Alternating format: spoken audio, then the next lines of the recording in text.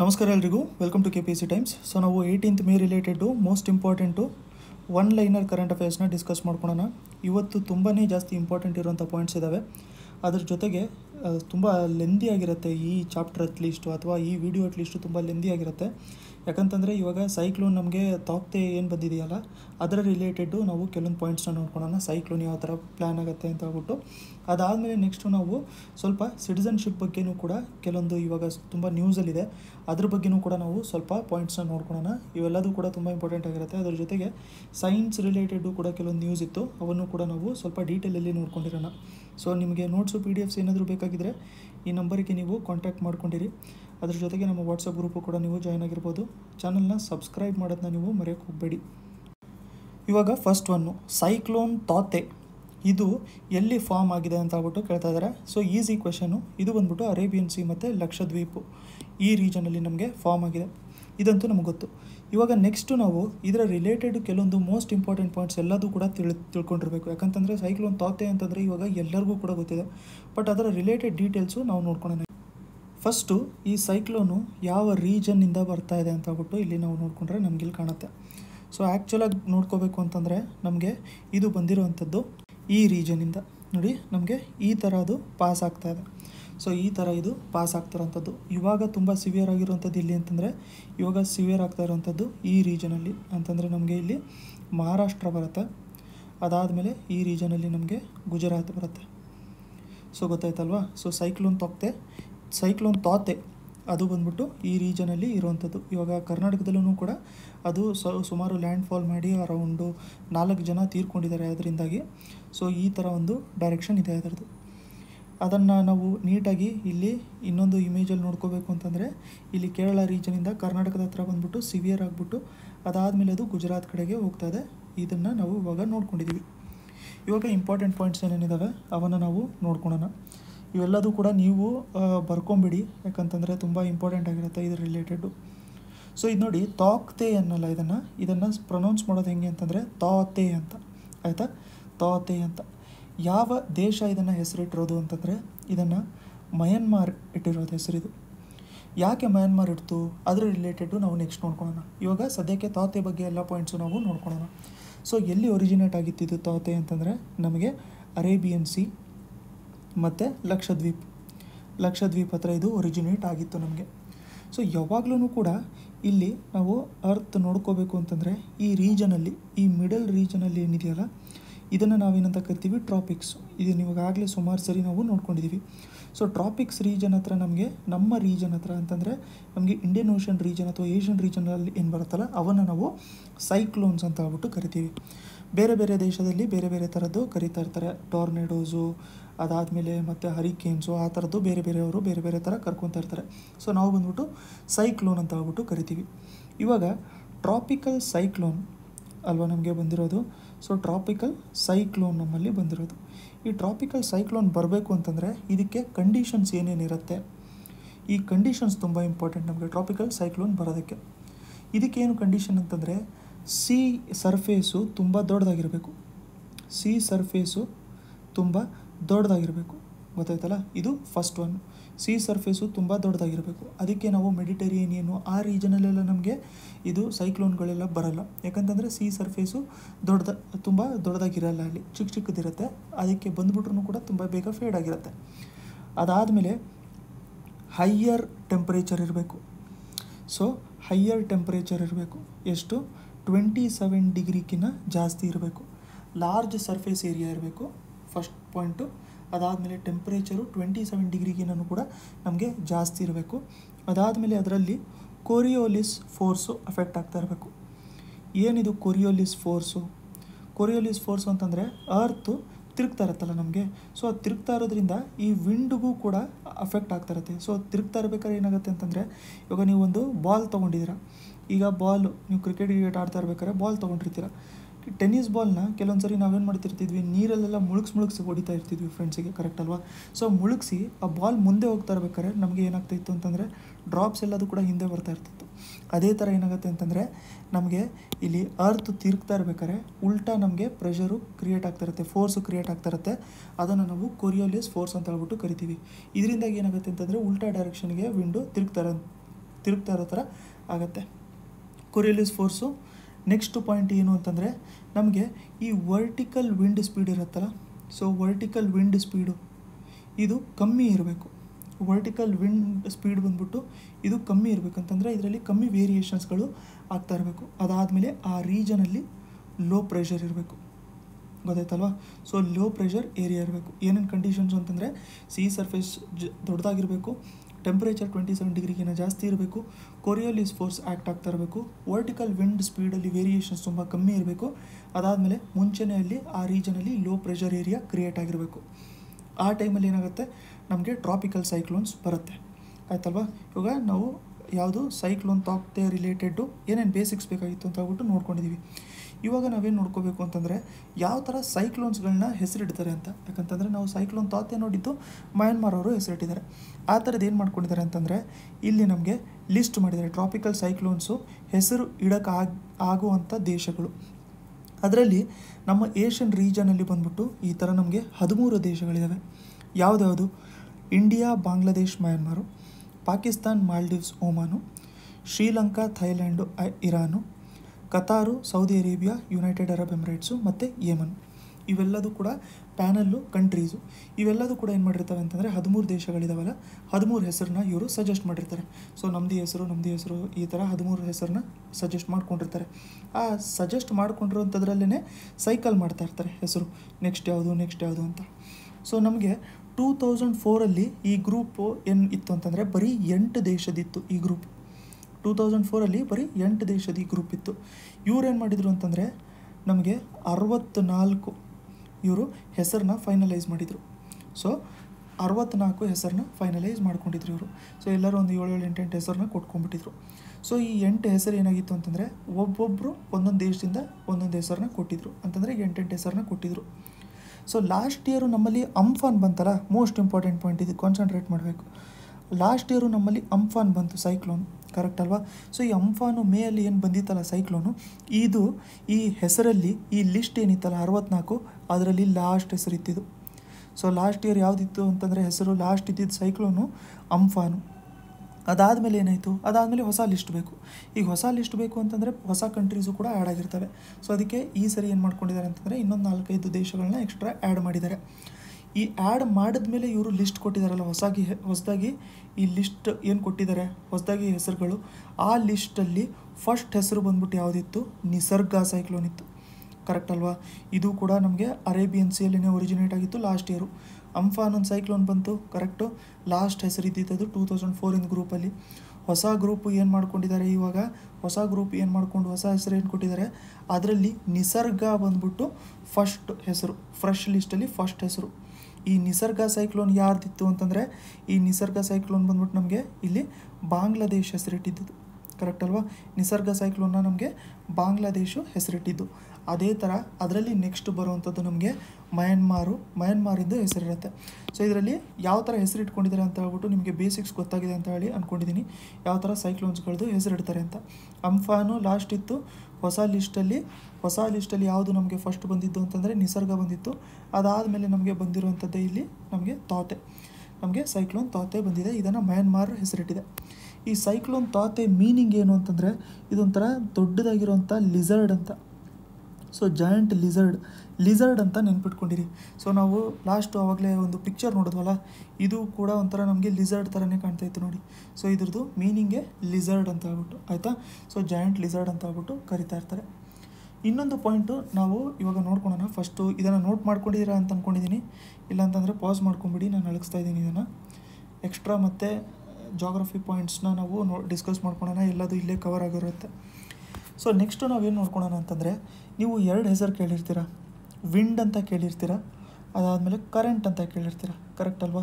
So ವಿಂಡ್ಗೂ ಕರೆಂಟ್ಗೂ ಏನು ವ್ಯತ್ಯಾಸ ಅದನ್ನು ನಾವು ತಿಳ್ಕೊಬೇಕು. ಸೊ ನೋಡಿ, ಏರು ಏನಾದರೂ ಅಡ್ಡ ಮೂವ್ ಆಗ್ತಾಯಿದ್ರೆ, ಹಾರಿಜಾಂಟಲ್ ಆಗಿ ಮೂವ್ ಆಗ್ತಾಯಿದ್ರೆ ಅದನ್ನು ನಾವೇನಂತ ಕರಿತೀವಿ, ವಿಂಡ್ ಅಂತ ಹೇಳ್ಬಿಟ್ಟು ಕರಿತೀವಿ, ಆಯಿತಾ. ಈ ಥರ ಉದ್ದ ಮೂವ್ ಆಗ್ತಾಯಿದ್ರೆ ಏರು, ಅದನ್ನು ನಾವೇನಂತ ಕರಿತೀವಿ, ವರ್ಟಿಕಲ್ ಮೂಮೆಂಟು ಅಲ್ವಾ. ಏರಿಂದು ಮೂಮೆಂಟು ವರ್ಟಿಕಲ್ ಆಗಿದ್ದರೆ ಅದನ್ನು ನಾವು ಕರೆಂಟ್ ಅಂತ ಹೇಳ್ಬಿಟ್ಟು ಕರಿತೀವಿ. ಹಾರಿಜಾಂಟಲ್ ಆಗಿದ್ದರೆ ಅದನ್ನು ನಾವು ವಿಂಡ್ ಅಂತ ಹೇಳ್ಬಿಟ್ಟು ಕರಿತೀವಿ, ಕರೆಕ್ಟ್ ಅಲ್ವಾ. ಸೊ ಇದು ಡಿಫ್ರೆನ್ಸ್ ನಿಮಗೆ ಗೊತ್ತಾಗಿದೆ ಅಂತ ಹೇಳ್ಬಿಟ್ಟು ಅಂದ್ಕೊಂಡಿದ್ದೀನಿ. ನೆಕ್ಸ್ಟು ವಿಂಡು ಯಾವ ಥರ ನಮಗೆ ಆ ಕಡೆ ಮೂಮೆಂಟ್ ಆಗ್ತಾ ಇರುತ್ತೆ. ಸೊ ಹಾರಿಜಾಂಟಲ್ ಅಂತ ಹೇಳ್ಬಿಟ್ಟು ಹೇಳಿದ್ವಿ ನಾವು. ಸೊ ಹಾರಿಜಾಂಟಲ್ ಮೂಮೆಂಟು ಯಾವ ಕಾರಣದಿಂದ ಆಗುತ್ತೆ.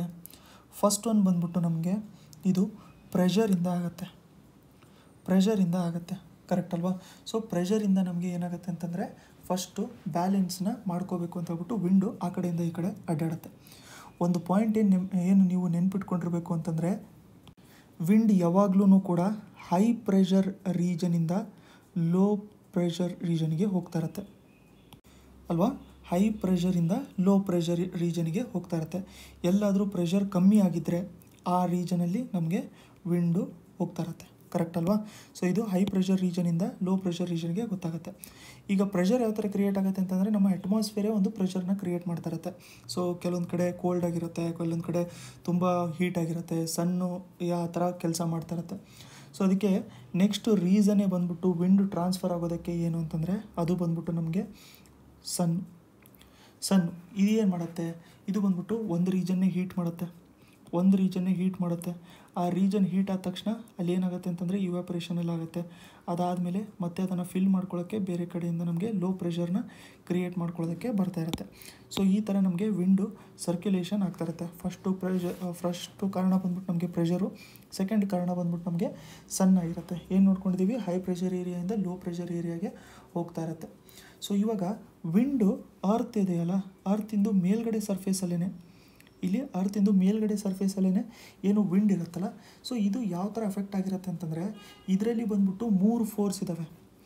ಅದಕ್ಕೆ ಏನೇನು ಕರಿತೀವಿ ನಾವು, ಫಸ್ಟ್ ಒಂದು ಬಂದ್ಬಿಟ್ಟು ಪ್ರೆಷರ್ ಗ್ರೇಡಿಯಂಟ್ ಫೋರ್ಸು. ಇದು ಅಟ್ಮಾಸ್ಫಿಯರಿಂದು ಪ್ರೆಷರಿಂದ ಮೇಲೆ ಕೆಳಗಡೆ ಆಗ್ತಾ ಇರುತ್ತೆ. ನೆಕ್ಸ್ಟ್ ಪಾಯಿಂಟ್ ಬಂದ್ಬಿಟ್ಟು ನಮಗೆ ಫ್ರಿಕ್ಷನಲ್ ಫೋರ್ಸು, ಫ್ರಿಕ್ಷನ್ ಇರುತ್ತೆ, ಅದರಿಂದಾಗಿ ಮೇಲೆ ಕೆಳಗಡೆ ಆಗ್ತಾ ಇರುತ್ತೆ. ಥರ್ಡ್ ಒಂದು ಬಂದ್ಬಿಟ್ಟು ಕೋರಿಯೋಲಿಸ್ ಫೋರ್ಸು ನಾವು ಈಗಾಗಲೇ ನೋಡ್ಕೊಂಡಿದ್ದೀವಿ. ಮೇಲ್ಗಡೆ ಫ್ರಿಕ್ಷನ್ ಇರುತ್ತೆ, ಅದಾದಮೇಲೆ ಪ್ರೆಷರ್ ಇರುತ್ತೆ, ಅದಕ್ಕೋಸ್ಕರ ನಮಗೆ ವಿಂಡು ಆ ಕಡೆಯಿಂದ ಈ ಕಡೆ ಅಡ್ಡಾಡ್ತಾ ಇರುತ್ತೆ. ಮತ್ತೊಂದು ಇಂಪಾರ್ಟೆಂಟ್ ಪಾಯಿಂಟ್ ಏನು ಅಂತಂದರೆ ಯಾವಾಗಲೂ ಕೂಡ ನಾವು ಈಗ ಇಂಡಿಯಾ ಮ್ಯಾಪ್ನ ನಾವೇನಾದರೂ ನೋಡಿಕೊಂಡ್ರೆ ಯಾವಾಗಲೂ ಕೂಡ ನಮಗೆ ಈ ರೀಜನಲ್ಲಿ ಸೈಕ್ಲೋನ್ ಜಾಸ್ತಿಗಳು. ಸೊ ಈ ರೀಜನಲ್ಲಿ ಸೈಕ್ಲೋನ್ ಜಾಸ್ತಿ ಇರುತ್ತೆ, ಈ ರೀಜನಲ್ಲಿ ತುಂಬ ಕಮ್ಮಿ ಇರುತ್ತೆ ಸೈಕ್ಲೋನ್ಗಳು. ಕರೆಕ್ಟ್ ಅಲ್ವಾ. ಈ ರೀಜನಲ್ಲಿ ನಮಗೇನಿದೆ, ಈ ರೀಜನಲ್ಲಿ ಅರೇಬಿಯನ್ ಸಿ ಇದೆ. ಬಟ್ ಇವಾಗ ಬಂದಿರೋವಂಥದ್ದು ಈ ರೀಜನಲ್ಲೇ ನಮಗೆ ಈ ಸೈಕ್ಲೋನ್ ತಾತೆ ಏನು ಬಂದಿದೆಯಲ್ಲ ಇದು ಈ ರೀಜನಲ್ಲೇ. ಲಾಸ್ಟ್ ನಮಗೆ ಅಂಫಾನ್ ಅವೆಲ್ಲ ಬಂದಿರೋವಂಥದ್ದು, ಅಂಫಾನ್ ಅಂತಂದರೆ ಮುಂಚೆ ಬಂದಿರೋವಂಥದ್ದು ನಮಗೆ ಒಡಿಸ್ಸಾ ರೀಜನು, ಇಲ್ಲಿ ತಮಿಳ್ನಾಡು, ಅದಾದಮೇಲೆ ಇಲ್ಲಿ ಆಂಧ್ರ ಪ್ರದೇಶ, ವೆಸ್ಟ್ ಬೆಂಗಾಲು, ಈ ರೀಜನ್ಗೆಲ್ಲ ಏನು ಸೈಕ್ಲೋನ್ ಬರುತ್ತಲ್ಲ ಇವೆಲ್ಲ ನಮಗೆ ಬೇ ಆಫ್ ಬೆಂಗಾಲಿಂದ ಬರುವಂಥದ್ದು. ಈ ರೀಜನಲ್ಲಿ ಸೈಕ್ಲೋನ್ ತುಂಬ ಜಾಸ್ತಿ ಬರುತ್ತೆ ರೆಗ್ಯುಲರಾಗಿ. ಬಟ್ ಈ ರೀಜನಲ್ಲಿ ಸೈಕ್ಲೋನ್ ತುಂಬ ಕಮ್ಮಿ, ಯಾಕಂತಂದರೆ ತುಂಬ ಸ್ಟೇಬಲ್ ಇರುವಂಥ ರೀಜನ್ ಅಂತ ಹೇಳ್ಬಿಟ್ಟು ಕರಿತಾ ಇದ್ದಾರೆ. ಸೊ ಇರುವಂಥದ್ದೇ ತುಂಬ ಸ್ಟೇಬಲ್ ರೀಜನ್ ಅದು. ಬಟ್ ಇವಾಗ ಈ ರೀಜನಲ್ಲೂ ಕೂಡ ತುಂಬ ಸೈಕ್ಲೋನ್ ಬರ್ತಾ ಇರೋದ್ರಿಂದ ನಮಗೇನು ಗೊತ್ತಾಗುತ್ತೆ ಅಂತಂದರೆ first of all climate change ಜಾಸ್ತಿ ಆಗ್ತದೆ ಅಂತ. ಇದನ್ನು 2019 ಒಂದು ರಿಪೋರ್ಟ್ ಬಂದಿತ್ತು, inter governmental panel on climate change IPCC ಏನಿದೆಯಲ್ಲ, ಇದರಿಂದಾಗಿ ನಮಗೇನಾಗಿತ್ತು ಅಂತಂದರೆ ಈ ರೀಜನಲ್ಲೂ ಕೂಡ ನಮಗೆ ಸೈಕ್ಲೋನ್ ಬರುವಂಥ ಚಾನ್ಸಸ್ ಇದೆ ಕ್ಲೈಮೇಟ್ ಚೇಂಜ್ ಅಂತ ಹೇಳ್ಬಿಟ್ಟು ಅವರು ಹೇಳಿದರು. ಸೊ ವಿಂಡು ಕಾನ್ಸೆಪ್ಟು ನಿಮಗೆ ಬೇಸಿಕ್ಸ್ ಅಟ್ಲೀಸ್ಟ್ ಅರ್ಥ ಆಗಿದೆ ಅಂತ ಹೇಳ್ಬಿಟ್ಟು ಅಂದ್ಕೊಂಡಿದ್ದೀನಿ. ಇವೆಲ್ಲದೂ ಕೂಡ NCERT ತುಂಬ ಇಂಪಾರ್ಟೆಂಟ್ ಸೋರ್ಸು. ಇನ್ನೊಂದು ವೆಬ್ಸೈಟ್ ಇದೆ PMFIS ಅಂತ, ಅದರಲ್ಲೂ ಕೂಡ ತುಂಬ ಚೆನ್ನಾಗಿ ಕೊಟ್ಟಿರ್ತಾರೆ, ನೀವು ಅಲ್ಲಿ ರೆಫರ್ ಮಾಡ್ಕೊಂಡಿರ್ಬೋದು. ಬಟ್ ಇಷ್ಟು ಡೀಟೇಲ್ ನಮಗೆ ಸಾಕಾಗಿರುತ್ತೆ.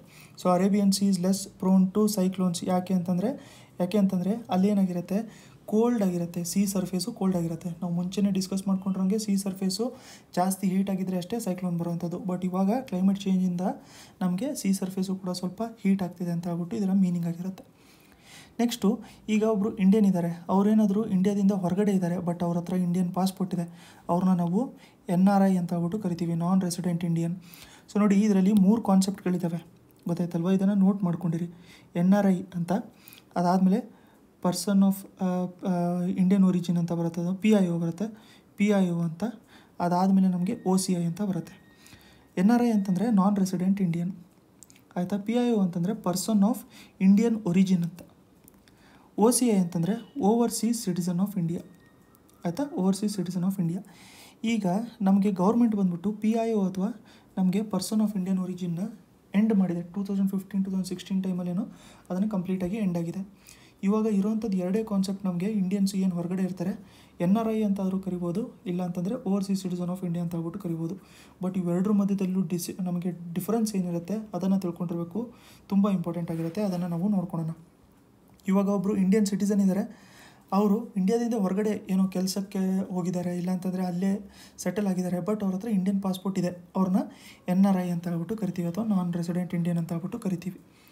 ನೆಕ್ಸ್ಟು ಇಂಡಿಯಾದವರೇ ಅವರು ಅಥವಾ ಇಂಡಿಯನ್ ಒರಿಜಿನ್ ಅವರೇ ಅವರು, ಬಟ್ ಅವ್ರ ಹತ್ರ ಫಾರಿನ್ ಪಾಸ್ಪೋರ್ಟ್ ಇದೆ.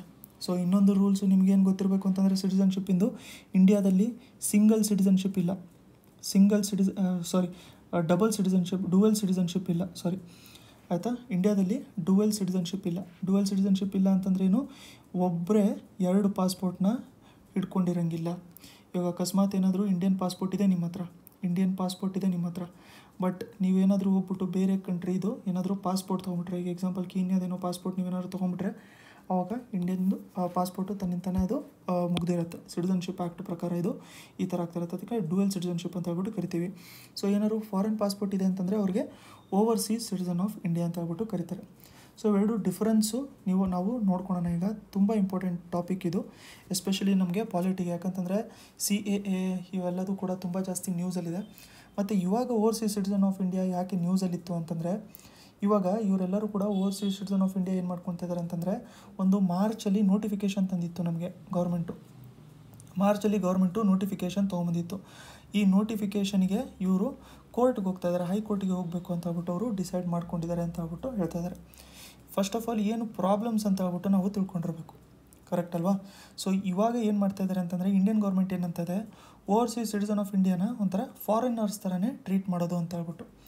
ಬಟ್ ಪರ್ಸ್ನಲ್ ಒಪಿನಿಯನ್ ಏನು ಅಂತಂದರೆ, ಅವರು ಫಾರಿನರ್ಸೇ ಆಗಿರ್ತಾರಲ್ವ, ಆ್ಯಕ್ಚುಲಿ ಬೇರೆ ದೇಶದ ಪಾಸ್ಪೋರ್ಟ್ ತೊಗೊಂಡಿದ್ರೆ ಅವರು ನಮ್ಮ ದೇಶಕ್ಕೆ ರೆಸ್ಪಾನ್ಸಿಬಿಲಿಟಿ ಅವ್ರದ್ದು ಕಮ್ಮಿ ಇರುತ್ತೆ. ಯಾಕಂತಂದರೆ ಅವ್ರಿಗೆ ನಮ್ಮ ದೇಶದಲ್ಲಿ ಎಲೆಕ್ಟ್ ಮಾಡುವಂಥ ಪವರ್ ಇರಲ್ಲ, ವೋಟಿಂಗ್ ಮಾಡುವಂಥ ಪವರ್ ಇರಲ್ಲ, ಇಲ್ಲಿ ಗೌರ್ಮೆಂಟ್ ಸರ್ವಿಸಸ್ಗೆಲ್ಲ ಹೋಗುವಂಥ ಪವರ್ ಇರಲ್ಲ, ಈ ಥರದ್ದೆಲ್ಲದು ಪ್ರಾಬ್ಲಮ್ಸ್ ಆಗಿರುತ್ತೆ.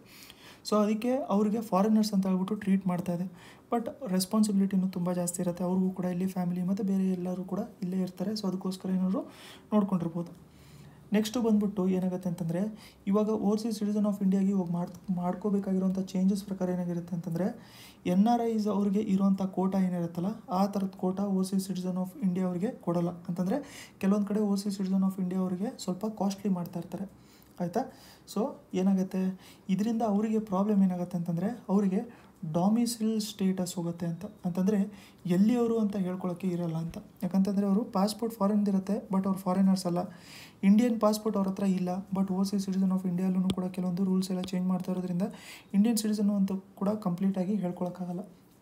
ಸೊ ಅದಕ್ಕೆ ಈ ಥರ ಒಂದು ಪ್ರಾಬ್ಲಮ್ ಇರೋದ್ರಿಂದ ಎಲ್ಲರೂ ಕೂಡ ಇವರು ಹೈಕೋರ್ಟಿಗೆ ಹೋಗಬೇಕು ಅಂತ ಹೇಳ್ಬಿಟ್ಟು ಪ್ಲ್ಯಾನ್ ಮಾಡ್ಕೊಂಡಿದ್ದಾರೆ. ಇವಾಗ ನಾವು ಡಿಫ್ರೆನ್ಸ್ ನೋಡ್ಕೊಳ್ಳೋಣ ಏನೇನಿರುತ್ತೆ ಅಂತ. NRI ಅಂತಂದರೆ ಏನಾಗಿರುತ್ತೆ, NRI ಅಂತಂದರೆ ಅವರು ಹೊರಗಡೆ ಇದ್ದಾರೆ ಅಷ್ಟೇ, ಬಟ್ ಇಂಡಿಯನ್ಸೇ ಅವರು. ಸೊ ಹಾಗಾಗಿರೋದ್ರಿಂದ ಅವ್ರಿಗೆ ಇಂಡಿಯನ್ ಸಿಟಿಸನ್ಸ್ ಥರನೇ ಟ್ರೀಟ್ ಮಾಡ್ತಾ ಇರ್ತಾರೆ. ಸೊ ಇಂಡಿಯನ್ ಸಿಟಿಸನ್ಸ್ಗೆ ಏನೇನು ಬೆನಿಫಿಟ್ಸ್ ಇರುತ್ತಲ್ಲ ಅವೆಲ್ಲದೂ ಕೂಡ ನಮಗೆ ಇಲ್ಲಿ NRI ಅವ್ರಿಗೂ ಕೂಡ ಇರುತ್ತೆ. But overseas citizen of India ಅಂತಂದರೆ ಅವ್ರ ಹತ್ರ ಇಂಡಿಯನ್ ಅಂತ ಹೇಳ್ಬಿಟ್ಟು ಹೇಳ್ಕೊಳ್ಳೋಕ್ಕೆ ಅವ್ರ ಹತ್ರ ಇಂಡಿಯನ್ ಪಾಸ್ಪೋರ್ಟ್ಗಿನ್ನ ಫಾರಿನ್ ಪಾಸ್ಪೋರ್ಟ್ ಇರುತ್ತೆ. ಸೊ ಅದಕ್ಕೆ ಅವ್ರನ್ನ ಓವರ್ಸೀಸ್ ಸಿಟಿಸನ್ ಆಫ್ ಇಂಡಿಯಾ ಅಂತ ಹೇಳ್ಬಿಟ್ಟು ಕರೆಯುವಂಥದ್ದು. ಸೊ ಅದಕ್ಕೆ ಅವ್ರನ್ನ ಏನು ಮಾಡಿರ್ತಾರೆ ಅಂತಂದರೆ, ಇವ್ರನ್ನ ಸೆಕ್ಷನ್ 7A ಸಿಟಿಸನ್ಶಿಪ್ ಆ್ಯಕ್ಟು 1955 ಪ್ರಕಾರ ಅವ್ರನ್ನ ಸೆಕ್ಷನ್ A ಪ್ರಕಾರ ಏನು ಮಾಡ್ಕೊಂಡಿದ್ದಾರೆ, overseas citizen of India card holder ಅಂತ ಹೇಳ್ಬಿಟ್ಟು ಅವ್ರಿಗೊಂದು ಕಾರ್ಡ್ ಕೊಟ್ಬಿಟ್ಟಿರ್ತಾರೆ. ಇದರಿಂದಾಗಿ ಅವ್ರಿಗೆ ಬೆನಿಫಿಟ್ಸ್ ಏನಿರುತ್ತೆ ಅಂತಂದರೆ, ಬಟ್ ಇಂಡಿಯನ್ ಆಗೇ ಇರ್ತಾರೆ, ಬಟ್ ಫಾರಿನರ್ಸ್ ಆಗಿರ್ತಾರೆ, ಬಟ್ ಇಂಡಿಯಾದಲ್ಲಿ ಮಲ್ಟಿಪಲ್ ಟೈಮ್ಸ್ ಅವರು ಬರ್ತಾ ಇರ್ಬೋದು. ಅಂತಂದರೆ ಲೈಫ್ ಲಾಂಗು ಬರ್ತಾ ಇರ್ಬೋದು, ಲೈಫ್ ಲಾಂಗ್ ಎಂಟ್ರಿ ಅವ್ರಿಗೆ ಅಲವ್ ಇರುತ್ತೆ. ಅದಾದಮೇಲೆ ಮುಂಚೆ ಬಂದ್ಬಿಟ್ಟು 2016 ಮುಂಚೆ ಅವರು ಕೆಲವೊಂದು ಕಡೆ 90 ದಿನಕ್ಕಿಂತ ಜಾಸ್ತಿ, 180 ಜನಕ್ಕಿಂತ ಜಾಸ್ತಿ ಏನಾದ್ರು ಇರಬೇಕು ಅಂತಂದರೆ ಹತ್ತಿರ ಇರುವಂಥದ್ದು FRR ಆಫೀಸಿಗೆ ಹೋಗ್ಬಿಟ್ಟು ಅವರಲ್ಲಿ ಹೋಗ್ಬಿಟ್ಟು ರಿಜಿಸ್ಟ್ರೇಷನ್ ಮಾಡ್ತಾ ಇರಬೇಕಾಗಿತ್ತು, ಅಂತಂದರೆ ಎಕ್ಸ್ಟೆನ್ಷನ್ ಅಂತ ಹೇಳ್ಬಿಟ್ಟು ಮಾಡ್ಕೊತಾ ಇರಬೇಕಾಗಿತ್ತು. ಬಟ್ ಇವಾಗ ಅದು ತೆಗೆದುಬಿಟ್ಟಿದ್ದಾರೆ, ಪರ್ಸನ್ ಆಫ್ ಇಂಡಿಯನ್ ಒರಿಜಿನ್ ತೆಗೆದ್ರು ಅಂತ ಹೇಳಿದ್ನಲ್ಲ, ಆ ಟೈಮಲ್ಲಿ ಅದನ್ನು ಕೂಡ ಕಂಪ್ಲೀಟಾಗಿ ತೆಗೆದುಬಿಟ್ಟಿದ್ದಾರೆ. ಬಟ್ ಇವ್ರಿಗೆ ರೆಸ್ಟ್ರಿಕ್ಷನ್ಸ್ ಏನೇನಿರುತ್ತೆ ಅದನ್ನು ನಾವು ತಿಳ್ಕೊಂಡಿರಬೇಕು. ಇವ್ರು ನೋಡಿ ಎಲ್ಲ ಥರದ್ದು ಲ್ಯಾಂಡ್ಸ್ಗಳನ್ನ ಪರ್ಚೇಸ್ ಮಾಡ್ಕೋಬೋದು, ಬಟ್ ಅಗ್ರಿಕಲ್ಚರಲ್ ಲ್ಯಾಂಡು ಅಥವಾ ಪ್ಲಾಂಟೇಷನ್ ಪ್ರಾಪರ್ಟೀಸು ಅವನ್ನು ಪರ್ಚೇಸ್ ಮಾಡ್ಕೊಳ್ಳೋಗಿಲ್ಲ, ಬೇರೆ ಎಲ್ಲ ಮಾಡ್ಕೊಂಡಿರ್ಬೋದು. ಇವ್ರಿಗೆ ವೋಟಿಂಗ್ ರೈಟ್ಸು ಕೂಡ ಇರಲ್ಲ. ಅದಾದಮೇಲೆ ಇವರು ಯಾವುದೇ ಥರದ್ದು ಕಾನ್ಸ್ಟಿಟ್ಯೂಷನಲ್ ಪೋಸ್ಟಲ್ಲಿ ಇರೋ ಹಾಗಿಲ್ಲ, ಅಂದರೆ ಕೊಡೋದೇ ಇಲ್ಲ ಅವರಿಗೆ, ಕಾನ್ಸ್ಟಿಟ್ಯೂಷನಲ್ ಪೋಸ್ಟ್ ಕೊಡೋಲ್ಲ. ಇಲ್ಲ ಅಂತಂದರೆ ಗೌರ್ಮೆಂಟ್ ಪೋಸ್ಟು ಕೂಡ ಇವರು ಇಟ್ಕೊಳ್ಳೋ ಹಾಗೆ ಇಲ್ಲ. ಸೊ ಇವೆಲ್ಲದೂ ಕೂಡ ಪ್ರಾಬ್ಲಮ್ ಇರುತ್ತೆ. ಇನ್ನೊಂದು ತುಂಬಾ ಇಂಪಾರ್ಟೆಂಟ್ ಪಾಯಿಂಟು ನಮಗೆ ಕನ್ಫ್ಯೂಸ್ ಮಾಡೋಕ್ಕೆ ಕೇಳೋವಂಥದ್ದು ಎಕ್ಸಾಮಲ್ಲಿ ಏನು ಅಂತಂದರೆ, ಕಾಮನ್ವೆಲ್ತಲ್ಲಿ ಯಾವ್ಯಾವ ದೇಶಗಳಿದ್ವು, ಅವನ್ನೆಲ್ಲದನ್ನೂ ಕೂಡ ಓವರ್ಸೀಸ್ ಸಿಟಿಸನ್ ಆಫ್ ಇಂಡಿಯಾ ಅಂತ ಆಗ್ಬಿಟ್ಟು ಅವ್ರಿಗೆ ಎಲಿಜಿಬಿಲಿಟಿ ಕೊಡ್ತಾರ ಅಂತ. ಕಾಮನ್ವೆಲ್ತ್ ಅಂತಂದರೆ ನಮಗೆ ಗೊತ್ತಿರಬೇಕು. ಸೊ ಕಾಮನ್ವೆಲ್ತ್ ಅಂತಂದರೆ ಇವಾಗ ಬ್ರಿಟಿಷ್ ಅವರು ರೂಲ್ ಮಾಡ್ತಿರ್ಬೇಕಾದ್ರೆ ಅವರು ಎಲ್ಲೆಲ್ಲಿ ಕಾಲನೀಸ್ಗಳನ್ನ ಮಾಡಿದ್ರಲ್ಲ, ಸೊ ಇಂಡಿಯಾನೂ ಕೂಡ ಒಂದು ಕಾಲನಿ ಆಗಿತ್ತು. ಸೊ ಎಲ್ಲೆಲ್ಲಿ ಕಾಲನಿಗಳನ್ನ ಮಾಡಿದ್ರು ಅವನ್ನೆಲ್ಲದನ್ನೂ ಕೂಡ ಒಂದೇ ಆಗಿ ಕಾಮನ್ವೆಲ್ತ್ ಅಂತ ಹೇಳ್ಬಿಟ್ಟು ಕರೀತಾರೆ. ಕಾಮನ್ವೆಲ್ತಲ್ಲಿ ಅವಾಗ ಆ್ಯಡ್ ಆಗ್ಬೋದಾಗಿತ್ತು, ಇಲ್ಲಾಂತಂದರೆ ಆ್ಯಡ್ ಆಗದೇನೂ ಕೂಡ ಇರ್ಬೋದಾಗಿತ್ತು. ಇಂಡಿಯಾ ಆ್ಯಡ್ ಆಗಿದೆ. ಕಾಮನ್ವೆಲ್ತ್ ಗೇಮ್ಸು ಕೂಡ ಆಡ್ತಾರೆ ನೋಡಿ. ಸೊ ಈ ಥರ ಕಾಮನ್ವೆಲ್ತಲ್ಲಿ ಇರುವಂಥ ದೇಶದಲ್ಲಿರುವಂಥ citizens overseas citizen of India ಅಂತ ಅದಕ್ಕೆ ಅಪ್ಲೈ ಮಾಡ್ಬೋದಾ ಅಂತ ಹೇಳ್ಬಿಟ್ಟು ಕೇಳಿದ್ರೆ ಹೌದು ಮಾಡ್ಬೋದು. ಅವರು ಕೂಡ ಓವರ್ಸೀಸ್ ಸಿಟಿಸನ್ ಆಫ್ ಇಂಡಿಯಾಗೆ ಅಪ್ಲೈ ಮಾಡ್ಬೋದು. ಬಟ್ ಅದಕ್ಕೆ ಕೆಲವೊಂದು ಕಂಡೀಷನ್ ಇರುತ್ತೆ. ಇಲ್ಲಿ ಬಂದುಬಿಟ್ಟು ಇಷ್ಟು ದಿನ ಉಳಿಬೇಕು, ಒಂದು ಇಷ್ಟು ಮಂತ್ ಅಂತ ಅಂದ್ಬಿಟ್ಟು ಏನೋ ಇದೆ, 1 ಇಯರೋ 2 ಇಯರೋ ಆ ಥರ ಏನೋ ಇದೆ. ಅಷ್ಟು ದಿನ ಉಳ್ಕೊಂಡ್ರೆ ಅವ್ರಿಗೆ ನಮ್ಗೆ ಇಲ್ಲಿ ಸಿಟಿಸನ್ಶಿಪ್ ಅಂತ ಹೇಳ್ಬಿಟ್ಟು ಕೊಡ್ತಾ ಇರ್ತಾರೆ. ಸೊ ಅಷ್ಟೊಂದು ಡೀಟೇಲ್ ಏನು ಬೇಡ ನಮಗೆ, ಬಟ್ ಇಷ್ಟೇ ಡೈರೆಕ್ಟಾಗಿ ಕೇಳೋದು. ಇವಾಗ ನೋಡ್ಕೊಂಡಿರೋಂಥದ್ದೇ ತುಂಬ ಜಾಸ್ತಿ ಆಗಿರುತ್ತೆ. ನೆಕ್ಸ್ಟ್ ಬಂದುಬಿಟ್ಟು ನಮಗೆ ಡೆಫಿನೇಷನ್ ಏನಿದೆ ಫ್ಯಾಮಿಲಿ ಡೆಫಿನೇಷನ್ ಏನಿದೆ PM ಕಿಸಾನ್ ಪ್ರಕಾರ, ಕಿಸಾನ್ ಅಲ್ಲ ಇದು, ಇದು PM Kisan. So PM Kisan ಪ್ರಕಾರ ಏನು ಮಾಡ್ತಾರೆ ಅಂತಂದರೆ ಇವರು ನಮಗೆ ಇನ್ಸೆಂಟಿವ್ಸ್ ಕೊಡ್ತಾರಲ್ವ, ಫಾರ್ಮರ್ಸ್ಗೆ ಎಲ್ಲರಿಗೂ ಕೂಡ ಇನ್ಸೆಂಟಿವ್ಸ್ ಕೊಡ್ತಾರೆ 6,000+. ಸೊ ಇದು ಇನ್ಸೆಂಟಿವ್ಸ್ ಕೊಡೋವಂಥದ್ದು ಫ್ಯಾಮಿಲಿಗೆ ಕೊಡ್ತಾರೆ, ಇಂಡಿವಿಜುವಲ್ಸಿಗೆ ಕೊಡೋಲ್ಲ. ಕರೆಕ್ಟ್ ಅಲ್ವಾ? ಸೊ ಈ ಫ್ಯಾಮಿಲಿಗೆ ಕೊಡೋದ್ರಿಂದ ಫ್ಯಾಮಿಲಿದು ಡೆಫಿನೇಷನ್ ಏನಿರುತ್ತೆ, ಯಾರನ್ನ ಫ್ಯಾಮಿಲಿ ಅಂತ ಹೇಳ್ಬಿಟ್ಟು ಹೇಳ್ತಾರೆ ಅಂತಂದರೆ ಹಸ್ಬೆಂಡು, ವೈಫು ಮತ್ತು ಮೈನರ್ ಚೈಲ್ಡ್ ಅಷ್ಟೇ ಫ್ಯಾಮಿಲಿ ಅಂತ ಹೇಳ್ಬಿಟ್ಟು ಅವರು ಟ್ರೀಟ್ ಮಾಡ್ತಾರೆ. ಗೊತ್ತಾಯ್ತಲ್ವಾ? ನೆಕ್ಸ್ಟ್ ಬಂದ್ಬಿಟ್ಟು neural translocation tool for translating ಇದು Supreme Court judgement into vernacular languages. So ಒಂದು ನ್ಯೂರಲ್ ಟ್ರಾನ್ಸ್ಲೇಷನ್ ಟೂಲ್ ಅಂತೆ ಟ್ರಾನ್ಸ್ಲೇಟ್ ಮಾಡುತ್ತೆ. ಕರೆಕ್ಟ್ ಅಲ್ವಾ? ಟ್ರಾನ್ಸ್ಲೇಟ್ ಮಾಡುತ್ತೆ ಟ್ರಾನ್ಸ್ಲೇಷನ್ ಟೂಲು. ಬಟ್ ಇದು ಆರ್ಟಿಫಿಷಿಯಲ್ ಇಂಟೆಲಿಜೆನ್ಸ್ ಯೂಸ್ ಮಾಡ್ಕೊಳ್ಳುತ್ತೆ. Most important point, artificial intelligence use ಮಾಡ್ಕೊಳ್ಳುತ್ತೆ. ಇದೇನು ಮಾಡುತ್ತೆ ಅಂತಂದರೆ ಸುಪ್ರೀಂ ಕೋರ್ಟು ಏನು ಜಡ್ಜ್ಮೆಂಟ್ಗಳನ್ನ ಪಾಸ್ ಮಾಡಿರುತ್ತಲ್ಲ, ಈ ಜಡ್ಜ್ಮೆಂಟ್ ಪಾಸ್ ಮಾಡಿರೋಂಥದ್ದನ್ನ ಏನು ಮಾಡುತ್ತೆ ಅಂತಂದರೆ ಬೇರೆ ಬೇರೆ ಲ್ಯಾಂಗ್ವೇಜಸಲ್ಲಿ, ವರ್ನಾಕ್ಯುಲರ್ ಲ್ಯಾಂಗ್ವೇಜಸಲ್ಲಿ, ಎಕ್ಸಾಂಪಲು ಜಡ್ಜ್ಮೆಂಟು ಡೆಲ್ಲಿಯಲ್ಲಿ ಕೊಟ್ಟಿದ್ದಾರೆ ಅಂತಂದರೆ ಅದು ಇಂಗ್ಲೀಷಲ್ಲಿ ಕೊಟ್ಟಿರ್ತಾರೆ, ಅದನ್ನು ಕನ್ನಡದಲ್ಲಿ, ಆಮೇಲೆ ತಮಿಳ್ನಾಡು ಅವ್ರಿಗೆ ತಮಿಳಲ್ಲಿ, ಈ ಥರ ಬೇರೆ ಬೇರೆ ಸ್ಟೇಟ್ ಅವ್ರಿಗೆ ಅವ್ರವ್ರ ಲ್ಯಾಂಗ್ವೇಜಸಲ್ಲಿ ಓದೋವಂಥದ್ದು ಗೊತ್ತಿರುತ್ತಲ್ವ. ಕೆಲವೊಬ್ಬರು ಬರೀ ಆ ಲ್ಯಾಂಗ್ವೇಜ್ ಅಷ್ಟೇ ಇಂಟ್ರೆಸ್ಟೆಡ್ ಇರ್ತಾರೆ. ಸೊ ಅದಕ್ಕೋಸ್ಕರ ಅದರಲ್ಲಿ ಟ್ರಾನ್ಸ್ಲೇಟ್ ಮಾಡುತ್ತೆ ಇದು ಆರ್ಟಿಫಿಷಿಯಲ್ ಇಂಟೆಲಿಜೆನ್ಸ್ನ ಯೂಸ್ ಮಾಡಿಕೊಂಡು. ಆ ಅಪ್ಲಿಕೇಶನ್ ಹೆಸರು ಮೋಸ್ಟ್ ಇಂಪಾರ್ಟೆಂಟು ಸುವಾಸ್ ಅಂತ. ಆಯಿತಾ? ಬೆನ್ನು ಅನ್ನೋದು ರೀಸೆಂಟಾಗಿ ತುಂಬ ಜಾಸ್ತಿ ನ್ಯೂಸಲ್ಲಿತ್ತು. ಏನದು ಅಂತಂದರೆ ಅದೊಂದು ಆಸ್ಟಿರಾಯ್ಡು. ಈಗ ಆಸ್ಟಿರಾಯ್ಡ್ ಅಂತಂದ್ರೆ ಏನು? ಇವಾಗ ಸಣ್ಣ ಸುತ್ತಲೂ ಕೂಡ ಸುತ್ತುತ್ತಾ ಇರುತ್ತೆ. ಅವನ ಮೈನರ್ ಪ್ಲಾನೆಟ್ಸ್ ಅಂತ ಹೇಳ್ಬಿಟ್ಟು ಕರಿತೀವಿ. ಯಾಕಂತಂದರೆ ತುಂಬ ಚಿಕ್ಕದಾಗಿರೋಂಥ ಬಾಡಿ ಇರುತ್ತೆ. ಅದಕ್ಕೆ ನಾವು ಏನಂತ ಕರಿತೀವಿ ಅಂತಂದರೆ ಆಸ್ಟಿರಾಯ್ಡ್ ಅಂತ ಹೇಳ್ಬಿಟ್ಟು ಕರಿತೀವಿ. ಆಯಿತಾ? ನಿಮಿಷ. ಸೊ ಓಕೆ, ಇವಾಗ ನಾವು ಅಕ್ಟೋಬರಿಂದ ನೀವೇನಾದರೂ ಕರೆಂಟ್ ಅಫೇರ್ಸು ಫಾಲೋ ಮಾಡ್ಕೊಂಡಿದ್ರೆ, ನಾವು ಮಾಡಿರೋದು ಅಕ್ಟೋಬರ್ 2020 ಮಾಡಿರೋಂಥ ಕರೆಂಟ್ ಅಫೇರ್ಸ್ ಫಾಲೋ ಮಾಡ್ಕೊಂಡಿದ್ರೆ, ಅದರಲ್ಲಿ ಸೈನ್ಸ್ ಆ್ಯಂಡ್ ಟೆಕ್ನಾಲಜಿ ಪಾರ್ಟಲ್ಲಿ ಒಸಿರಿಸ್ ಎಕ್ಸ್ ಅಂತ ಹೇಳ್ಬಿಟ್ಟು ನಾವೊಂದು ನೋಡ್ಕೊಂಡಿದ್ವಿ. ಒಸಿರಿಸ್ ಎಕ್ಸ್ ಅಂತ ಹೇಳ್ಬಿಟ್ಟು ನಾವು ನೋಡ್ಕೊಂಡಿದ್ವಿ. ಇದನ್ನು ಏನು ಮಾಡಿತ್ತು ಅಂತಂದರೆ ನಾಸಾ ಲಾಂಚ್ ಮಾಡಿತ್ತು. ಯಾವಾಗ? 2020 ಅಕ್ಟೋಬರಲ್ಲಿ ಇದನ್ನು ಲಾಂಚ್ ಮಾಡಿತ್ತು. ಇದು ಬಂದ್ಬಿಟ್ಟು ಈ ಆಸ್ಟಿರಾಯ್ಡ್ ಏನಿದೆಯಲ್ಲ, ಆಸ್ಟಿರಾಯ್ಡ್ ಬೆನ್ನು, ಇದಕ್ಕೋಸ್ಕರನೇ ಲಾಂಚ್ ಮಾಡಿದ್ದದು. ಅದರಲ್ಲಿ ಹೋಗ್ಬಿಟ್ಟು ಏನು ಮಾಡ್ಕೋಬೇಕು ಅಂತಂದರೆ ಸ್ಯಾಂಪಲ್ಸು, ಡಸ್ಟು, ಅದು ಇದೆಲ್ಲ ಎತ್ಕೊಂಡು ಬಂದುಬಿಡಬೇಕು ಅಂತ ಹೇಳ್ಬಿಟ್ಟು ಮಾಡಿರೋವಂಥದ್ದು. ಇವಾಗ ಯಾಕೆ ನ್ಯೂಸಲ್ಲಿದೆ ಅಂತಂದರೆ ಇವಾಗ ಅದು ಡಸ್ಟ್ ಪಾರ್ಟಿಕಲ್ಸು ಮತ್ತು ಸ್ಯಾಂಪಲ್ಸ್ ಏನೇನಿದೆಯಲ್ಲ ಅವನ್ನೆಲ್ಲದನ್ನೂ ಕೂಡ ಎತ್ಕೊಂಡಿದೆ.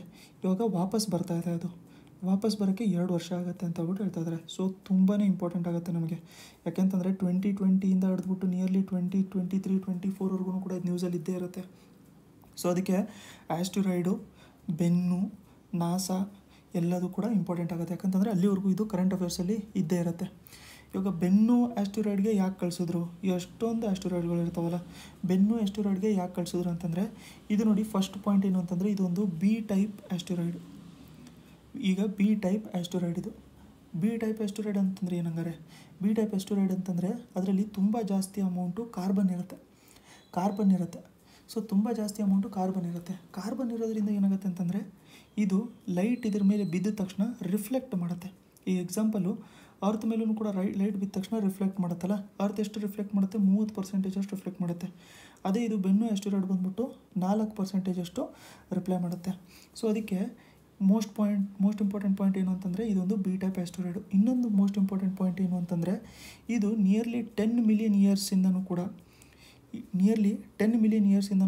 ಈ ಆಸ್ಟಿರಾಯ್ಡಲ್ಲಿ ಏನೂ ಚೇಂಜಸ್ಸೇ ಆಗಿಲ್ಲ ಅಂತ. ಜಾಸ್ತಿ ಏನು ಚೇಂಜಸ್ಸೇ ಆಗಿಲ್ಲ ಅಂತಂದರೆ ನಮಗೇನು ಗೊತ್ತಾಗುತ್ತೆ? ಸೋಲಾರ್ ಸಿಸ್ಟಮೇ ಯಾವ ಥರ ಬಂತು ಅಂತ ಹೇಳ್ಬಿಟ್ಟು ನಾವು ಕಂಡುಹಿಡ್ಕೊಂಡಿರ್ಬೋದು. ಕರೆಕ್ಟ್ ಅಲ್ವಾ? ಯಾಕಂತಂದರೆ ಚೇಂಜಸ್ ಏನೂ ಆಗಿಲ್ಲ. ಚೇಂಜಸ್ ಆಗಿದ್ದಿದ್ರೆ ಏನು ಚೇಂಜಸ್ ಆಯಿತು ಅದು ಇದೆಲ್ಲ ಓದ್ತಾ ಇರಬೇಕು. ಲೇಜಿ ಟೆಕ್ನಿಕ್ ಏನು, ಚೇಂಜೇ ಆಗದೆ ಇರೋಂಥದ್ದು ಕಡೆ ನಾವು ಹೋಗ್ಬಿಡೋದು. ಸೊ ಚೇಂಜೇ ಆಗಿಲ್ಲ ಅಂತಂದರೆ ಅದನ್ನು ಓದ್ಕೊಂಡ್ರೆ ನಮಗೆ ಕರೆಕ್ಟಾಗಿ ಗೊತ್ತಾಗುತ್ತೆ. ಅದರ ಸ್ಟಡಿ ಮಾಡಿದ್ರೆ ನಮಗೆ ನೀಟಾಗಿ ಗೊತ್ತಾಗುತ್ತೆ, ಸರಿನಪ್ಪ ಇದು ಸೋಲಾರ್ ಸಿಸ್ಟಮ್ ಈ ಥರ ಫಾರ್ಮ್ ಆಗಿತ್ತು, ಆ ಟೈಮಲ್ಲಿ ಇವೆಲ್ಲ ಕಂಪೋನೆಂಟ್ಸ್ ಎಲ್ಲ ಇತ್ತು ಅಂತ ಹೇಳ್ಬಿಟ್ಟು. ಸೊ ಮೋಸ್ಟ್ ಇಂಪಾರ್ಟೆಂಟ್ ಟಾಪಿಕ್ ಆಗುತ್ತೆ ಎಸ್ಪೆಷಲಿ ನಮಗೆ ಜಾಗ್ರಫಿಯಲ್ಲಿ ಇದು Bennu asteroid. Next first Indian state global Covax alliance join ಆಗೋದಕ್ಕೆ ಯಾವುದು ಅಂತಂದರೆ ಪಂಜಾಬ್. ಇದನ್ನು ಯಾವ ಥರ ನೆನ್ಪಿಟ್ಕೊಂಡಿರಬೇಕು ಅಂತಂದರೆ, ಇವಾಗ BJP ಇದು ಬರೀ ಎಕ್ಸಾಮ್ಗಷ್ಟೇ ಇರೋಂಥದ್ದು, ಇದನ್ನೆಲ್ಲ ಬರಿಬೇಡಿ ನೀವು ಎಕ್ಸಾಮಲ್ಲಿ. ಈಗ BJP ಇರೋವಂಥ ಸ್ಟೇಟ್ಸ್ಗಳಂತೂ ಜಾಯಿನ್ ಆಗಿರಲ್ಲ. ಬೇರೆ BJP ಬಿಟ್ಟು ಬೇರೆ ಯಾವುದಾದ್ರು ಪಾರ್ಟಿ ಇರೋವಂಥ ಸ್ಟೇಟ್ ಬಂದುಬಿಟ್ಟು ಯೂಶ್ವಲಾಗಿ ಜಾಯಿನ್ ಆಗಿರುತ್ತೆ. ಯಾಕಂತಂದರೆ BJP ಅವ್ರದ್ದು ಸೆಂಟ್ರಲ್ ಗೌರ್ಮೆಂಟ್ ಇದೆಯಲ್ಲ ಅದಕ್ಕೋಸ್ಕರ. ಸೊ ಜಾಯಿನ್ ಆಗಿದೆ ಅಂತಂದರೆ ಇದು ಹೊರಗಡೆ ಇರುವಂಥ ಫೆಸಿಲಿಟಿ. ಹೊರಗಡೆ ಇರುವಂಥ ಫೆಸಿಲಿಟಿ ಅಂತಂದರೆ ಯಾವುದು? ಇದು ಬಂದ್ಬಿಟ್ಟು ಮೇಜರ್ಲಿ ವರ್ಲ್ಡ್ ಹೆಲ್ತ್ ಆರ್ಗನೈಸೇಷನ್ನು, ಮತ್ತು ನೆಕ್ಸ್ಟು CEPI ಅಂತ ಬರುತ್ತೆ. CEPI ಅಂತಂದರೆ ನಮಗೆ ಕೊಯಲೇಷನ್ ಫಾರ್ ಎಪಿಡೆಮಿಕ್ ಪ್ರಿಪೇರ್ಡ್ನೆಸ್ ಇನೋವೇಷನು. ಅದಾದಮೇಲೆ ಯುನಿಸೆಫ್ ಇವರೆಲ್ಲರೂ ಸೇರಿಕೊಂಡೇ ಮಾಡಿರುವಂಥದ್ದೊಂದು ಇನಿಷಿಯೇಟಿವ್ ಇದು ಗ್ಲೋಬಲ್ ಕೋವ್ಯಾಕ್ಸು. ಸೊ ಗ್ಲೋಬಲ್ ಕೋವ್ಯಾಕ್ಸ್ ಅಂತಂದರೆ ನಮಗೆ ಏನು ಕೋವಿಡ್-19 ವ್ಯಾಕ್ಸಿನ್ ಇದೆಯಲ್ಲ ಅದನ್ನು ಗ್ಲೋಬಲಿ ಎಲ್ಲರಿಗೂ ಕೂಡ ಆಕ್ಸೆಸಿಬಿಲಿಟಿ ಸಿಗಬೇಕು ಅಂತ ಹೇಳ್ಬಿಟ್ಟು ಇದನ್ನು ಮಾಡ್ಕೊಂಡಿರೋಂಥದ್ದು. ಅದಕ್ಕೆ ಪಂಜಾಬ್ ಜಾಯ್ನ್ ಆಗಿದೆ. ಅದಕ್ಕೆ ಪಂಜಾಬ್ ಏನು ಹೇಳ್ತಿದೆ ಅಂತಂದರೆ, ನಮ್ಮಲ್ಲಿ ವ್ಯಾಕ್ಸಿನೇಷನೇ ಅವೈಲೇಬಲ್ ಇಲ್ಲ, ನೀಟಾಗಿ ಅವೈಲೇಬಿಲಿಟಿ ಕಮ್ಮಿ ಇದೆ. ಸೊ ಅದಕ್ಕೋಸ್ಕರ ನಾವು ಹೊರಗಡೆಯಿಂದ ಜಾಯ್ನ್ ಆಗಿಬಿಟ್ರೆ ನಮಗೂ ಕೂಡ ವ್ಯಾಕ್ಸಿನೇಷನ್ ಸಿಗುತ್ತೆ ಅಂತ. Next iron dome air defence system, ಇದು ಇಸ್ರೇಲಿಂದು. ಸೊ ಇವಾಗ ನಾವು ಇಸ್ರೇಲು ಮತ್ತು ಪ್ಯಾಲೆಸ್ಟೈನ್ ಕಾನ್ಫ್ಲಿಕ್ಟ್ ಎಲ್ಲದು ಕೂಡ ಮುಂಚೆ ಕರೆಂಟ್ ಅಫೇರ್ಸಲ್ಲಿ ನೋಡ್ಕೊಂಡಿದ್ದೀವಿ. ಇವಾಗ ಅದನ್ನು ನೋಡ್ಕೊಂಡಿಲ್ಲ ಅಂತಂದರೆ probably 17th 16th 15th May ಏನೋ ಡಿಸ್ಕಸ್ ಮಾಡ್ಕೊಂಡಿದ್ದೀವಿ, ಒಂದು ಸರಿ ನೋಡ್ಕೊಂಡಿರಿ ಅದು. ಇದರಲ್ಲಿ ಏನಾಗ್ತಿದೆ ಅಂತಂದರೆ, ಪ್ಯಾಲೆಸ್ಟೈನ್ ಕಡೆಯಿಂದ ತುಂಬ ಜಾಸ್ತಿ ಮಿಸೈಲ್ಸ್ಗಳನ್ನ ಕಳಿಸ್ತಾ ಇದ್ದಾರೆ. ಬಟ್ ನಾವೇನಾದರೂ ವೀಡಿಯೋಗಳನ್ನ ನೋಡ್ಕೊಂಡಿದ್ರೆ ಆ ಮಿಸೈಲ್ಗಳು ಏರಲ್ಲೇ ಬ್ಲಾಸ್ಟ್ ಆಗ್ತಾಯಿದ್ದಾವೆ, ಏರಲ್ಲೇ ಹೋಗ್ತಾಯಿದೆ. ಯಾಕಂತಂದರೆ ಇಸ್ರೇಲ್ ಅವ್ರದ್ದೊಂದು ಐರನ್ ಡೋಮ್ ಅಂತ ಹೇಳ್ಬಿಟ್ಟು ಒಂದು ಇದು ಆ್ಯಂಟಿ ಮಿಸೈಲ್ಸ್ ಒಂದು ಇದೆ. ಇದೇನು ಮಾಡುತ್ತೆ ಅಂತಂದರೆ, ಇದರಲ್ಲೊಂದು ಒಳ್ಳೆ ಕಾಂಪ್ಲೆಕ್ಸ್ ಸಿಸ್ಟಮ್ ಇರುತ್ತೆ. ಅದನ್ನು ಕಂಪ್ಲೀಟ್ ಸಿಸ್ಟಮ್ನ ಬ್ಯಾಟ್ರಿ ಅಂತ ಏನೋ ಕರೀತಾರೆ ಅವರು. ಸೊ ಅದರಲ್ಲಿ ಏನು ಮಾಡುತ್ತೆ ಅಂತಂದರೆ 3 ಸಿಸ್ಟಮ್ ಇರುತ್ತೆ. ಒಂದು ಕಡೆ ಈ ಥರದ್ದು ಸಿಸ್ಟಮ್ ಇರುತ್ತೆ, ಇನ್ನೊಂದು ಕಡೆ ಆ್ಯಕ್ಚುಲಾಗಿ ಕಂಪ್ಯೂಟರ್ ಇರುತ್ತೆ, ಅದಾದಮೇಲೆ ಇನ್ನೊಂದು ಕಡೆ ನೆಟ್ವರ್ಕ್ ಏನೋ ಕನೆಕ್ಟ್ ಆಗಿರುತ್ತೆ. ಇವೆಲ್ಲದೂ ಕೂಡ ವೈರ್ಲೆಸ್ ಆಗಿ ಕನೆಕ್ಟ್ ಆಗಿರುತ್ತೆ. ಯಾಕೆ ಬೇರೆ ಬೇರೆ ಕಡೆಗೆ ಇಟ್ಟಿರ್ತಾರೆ ಅಂತಂದರೆ, ಒಂದನ್ನು ಡ್ಯಾಮೇಜ್ ಮಾಡಿದ್ರೆ ಅಟ್ಲೀಸ್ಟ್ ಬೇರೆ ಎರಡು ಆದರೂ ಅವೈಲೇಬಲ್ ಇರಬೇಕಲ್ವಾ. ಈಗ ಒಂದೇ ಕಡೆ ಎಲ್ಲದೂ ಇಟ್ಟಿದ್ದಾರೆ ಅಂತಂದರೆ ಗುರಿ ಇಟ್ಟೋದಕ್ಕೆ ಹೊಡೆದ್ಬಿಟ್ರೆ ಹೋಗೇ ಬಿಡುತ್ತೆ ಸಿಸ್ಟಮ್ ಅದು. ಸೊ ಅದಕ್ಕೆ ಇದೇನು ಮಾಡ್ತಾರೆ ಅಂತಂದರೆ, ಇದು ವಾಪಸ್ಸು ಅದಕ್ಕೆ ಬರೋವಂಥ ಮಿಸೈಲ್ಗೆ ಆ್ಯಂಟಿ ಮಿಸೈಲ್ಸ್ ಹೋಗುತ್ತೆ. ಈ ಮಿಸೈಲ್ ಯಾವ ಥರ ಕೆಲಸ ಮಾಡುತ್ತೆ ಅಂತಂದರೆ, ಹೋಗ್ಬಿಟ್ಟು ಅದಕ್ಕೆ ಡಿಕ್ಕಿ ಹೊಡೆಯಲ್ಲ. ಇದು ಈಗ ಪ್ಯಾಲೆಸ್ಟೈನ್ ಕಡೆಯಿಂದ ಒಂದು ಮಿಸೈಲ್ ಬರ್ತಾಯಿದೆ. ಸೊ ಇವರು ಐರನ್ ಡೋಮ್ ಕಡೆಯಿಂದ ಇನ್ನೊಂದು ಮಿಸೈಲ್ ಬಿಟ್ಟಿದ್ದಾರೆ. ಇದು ಹೋಗ್ಬಿಟ್ಟು ಈ ಥರ ಡಿಕ್ಕಿ ಹೊಡೆಯಲ್ಲ. ಇದೇನಾಗುತ್ತೆ ಅಂತಂದರೆ, ಇದು ಇದ್ರ ಸೈಡ್ಗೆ ಹೋಗುತ್ತೆ, ಇಲ್ಲಿ ಸೈಡ್ಗೆ ಹೋಗ್ಬಿಟ್ಟು ಇದೇ ಬ್ಲಾಸ್ಟ್ ಆಗುತ್ತೆ. ಸೊ ಇದು ಬ್ಲಾಸ್ಟ್ ಆಗೋದ್ರಿಂದ ಇದು ಬ್ಲಾಸ್ಟ್ ಆಗುತ್ತೆ. ಸೊ ಅದಕ್ಕೆ ಅದರದ್ದು ಎಫಿಷಿಯನ್ಸಿ ತುಂಬ ಚೆನ್ನಾಗಿದೆ ಅಂತ ಹೇಳ್ಬಿಟ್ಟು ಹೇಳ್ತಾಯಿದ್ರು. ಬಟ್ ಒಂದೊಂದು ಅನಾಲಿಸಿಸಲ್ಲಿ ಅದರ ಎಫಿಷಿಯನ್ಸಿ ಚೆನ್ನಾಗಿರುತ್ತೆ, ಒಬ್ಬೊಬ್ಬರು ಚೆನ್ನಾಗಿರಲ್ಲ ಅಂತ ಹೇಳ್ಬಿಟ್ಟು ಏನೇನೋ ಹೇಳ್ತಾ ಇರ್ತಾರೆ. ಬಟ್ ಐರನ್ ಡೋಮ್ ಬಂದ್ಬಿಟ್ಟು ಇಸ್ರೇಲಿಂದ ಅಂತ ನೆನ್ಪಿಟ್ಕೊಂಡಿರಿ. #ಐರನ್ ಅಂತ ಅಟ್ಲೀಸ್ಟ್ ನೀವು ಕಮೆಂಟ್ ಸೆಕ್ಷನಲ್ಲಿ ಕಮೆಂಟ್ ಮಾಡ್ಕೊಂಡಿರಿ. ನಿಮಗೆ ಲೆಸನ್ ಅರ್ಥ ಆಗಿದ್ದಿದ್ರೆ ಇದೇ ಥರ ಕಂಟಿನ್ಯೂ ಮಾಡ್ಕೋಬೇಕು ಅಂತಂದರೆ ಕಮೆಂಟ್ ಮಾಡ್ಕೊಂಡಿರಿ, ಅಟ್ಲೀಸ್ಟ್ ಸ್ವಲ್ಪ ಸ್ಪ್ರೆಡ್ ಮಾಡ್ತಾರೆ. ನೆಕ್ಸ್ಟು ನೆನ್ನೆ ನಾವು ಡಿಸ್ಕಸ್ ಮಾಡ್ಕೊಂಡಿರೋಂಗೆ ಕೋವ್ಯಾಕ್ಸಿನ್ ಬಗ್ಗೆ ನೋಡ್ಕೊಂಡಿದ್ವಿ. ಕೋವ್ಯಾಕ್ಸಿನ್ನ ಯಾರು ಡೆವಲಪ್ ಮಾಡಿದ್ದಾರೆ ಅಂತ ಹೇಳ್ಬಿಟ್ಟು ನಿಮಗೆ ಏನೋ ನೆನಪಿದ್ರೆ ಕಮೆಂಟ್ ಸೆಕ್ಷನಲ್ಲಿ ಅದರ ಆನ್ಸರ್ನ ಕಮೆಂಟ್ ಮಾಡ್ಕೊಂಡಿರಿ. ಇದ್ರ PDF ಎಲ್ಲದೂ ಕೂಡ ನಮಗೆ ಬೇಕು ಅಂತಂದರೆ ಈ ನಂಬರಿಗೆ ನೀವು ಕಾಂಟ್ಯಾಕ್ಟ್ ಮಾಡ್ಕೊಂಡಿರಬೇಕು. ನಮ್ಮ ವಾಟ್ಸಪ್ ಗ್ರೂಪಲ್ಲಿ ನಿಮ್ಗೆ ಸಿಗುತ್ತೆ. ನೆಕ್ಸ್ಟ್ ವೀಡಿಯೋಲಿ ಮತ್ತೆ ಸಿಗೋಣ.